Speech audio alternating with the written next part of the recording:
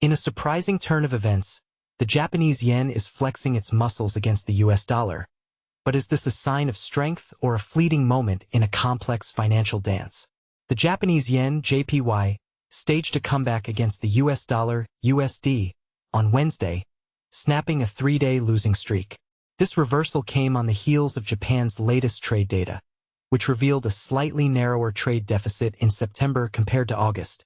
While the deficit of 234.6 billion yen fell short of market expectations for a surplus, it signaled a potential shift in Japan's trade dynamics. But here's where it gets interesting. Japan's exports saw their first year-on-year increase since April, rising 4.2%, though slightly below forecasts. Imports, however, stole the show, surging 3.3% to an 8-month high, defying expectations of a modest 0.6% increase. This unexpected import surge raises questions about domestic demand and the overall health of the Japanese economy. The yen's recent performance is further complicated by the election of Sanae Takaichi as Japan's first female prime minister. Takaichi's dovish stance and promises to strengthen the economy and defense, along with her commitment to closer U.S. ties, have left currency markets cautiously optimistic. Her victory, secured through a coalition with the Japan Innovation Party, adds another layer of complexity to the yen's future trajectory. And this is the part most people miss. While the yen gains ground against the dollar, the U.S. currency is facing its own set of challenges. The prolonged federal government shutdown, now in its fourth week, is casting a shadow over the U.S. economy. This uncertainty, coupled with the potential delay of crucial economic data releases like non-farm payrolls, is fueling speculation of further interest rate cuts by the Federal Reserve.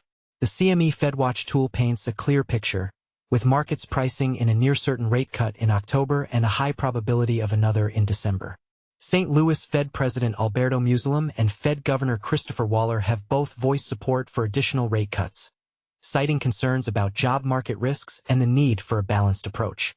Even Federal Reserve Chair Jerome Powell acknowledged the possibility of another quarter-point cut later this month, despite the limited economic visibility caused by the shutdown. Technically, the US dollar to Japanese yen pair remains within an ascending channel pattern, suggesting a persistent bullish bias. However, the recent yen strength has pushed the pair lower, currently trading around 151.70. A break above the October 10th high of 153.27 could pave the way for further upside, while a breach of the 9-day EMA at 151.20 could signal a shift towards the lower boundary of the channel around 150.00. The Japanese yen's recent performance raises intriguing questions. Is this a temporary blip or a sign of a sustained recovery? How will Takaichi's policies impact the yen's long-term trajectory?